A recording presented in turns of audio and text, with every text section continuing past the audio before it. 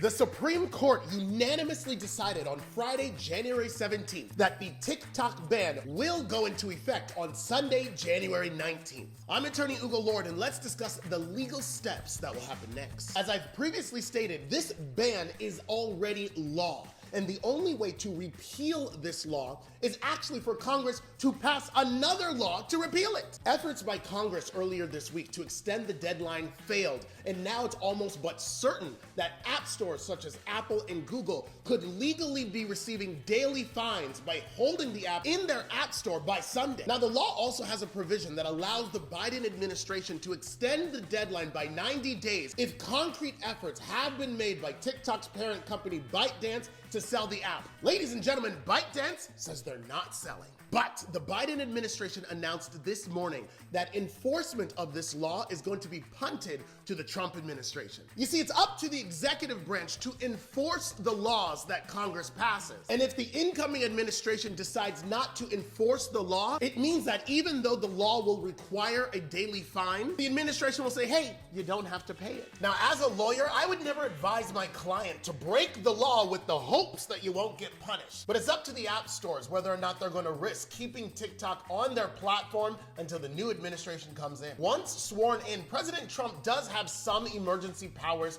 to potentially save TikTok, but this was an act of Congress. So the moral of the story is that in order to repeal a law, it's gonna take another law. And while the president may be able to get support from Congress to do an extension, it is up to Congress whether or not that extension will actually happen. So even if Apple and Google remove TikTok from their stores in America, I will still be here. I'm on Instagram, I'm on YouTube, and yes, I will still be on TikTok. And apparently now I'm on Red Note as well, which by the way is completely owned by the Chinese. So please follow me as we continue our legal journey together. And if there are more big updates on this issue, I'll let you know.